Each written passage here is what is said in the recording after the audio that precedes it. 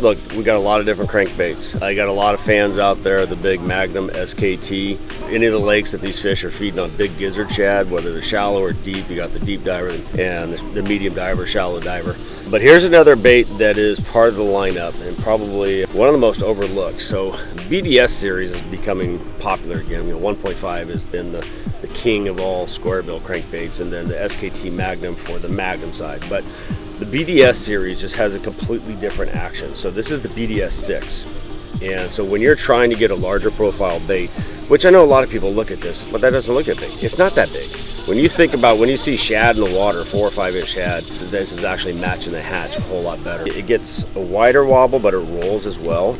Being able to grind this against shell beds, burn it over cover. The BDS 6 is definitely, it's really cool bait when you're trying to get a larger profile. It's not as big as the SKT Magnum, so it's kind of like the next step down. So if you think the SKT Magnum is just too big for you, I still fish this. I fish the 6 on my 7.6 crankbait rods, fiberglass rod. So it's a little bit heavier action, so maybe like big deep diving plugs on. Because it's still got some weight to it and I want to launch it, I will say this, that I upsized the hooks on the BDS 6.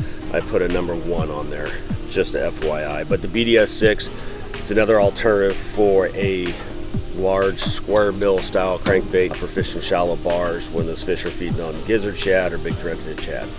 All right, so I have one popper in my box and that's all I fish. It's the G-Splash 80 right there. So once you hit about June, depending on what part of the country you're in, when these fish are still shallow, but when the bluegill start moving up and they start popping, or they get around the spawn, bluegill spawn, poppers are absolutely deadly. So the water starts getting hot, but these fish start getting around shade lines, whether they're overhang trees, where those bluegill are starting to get in the shade, and whether they're around the bluegill beds, but just the popper. So typically I'm going to throw it on 15 or 20 pound monofilament. I don't fish it on braid just because I want that stretch in my line. So, and a lot of times it's just really short target casting. So you're going to just fire up the G-Splash into a little corner, little pocket of shade like that.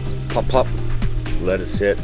It is amazing the difference on how many more fish you'll catch this time of year in those target situations versus a walking bait. Look, I love a Sammy, I love a gunfish. They're great for open water fishing, calling fish up. But when these fish are around shallow water, target orientated situations, the G-Splash 80, it's got a rattle in it, a little noisy, plop, plop. So check out the G-Splash 80, you're gonna catch some fish on it.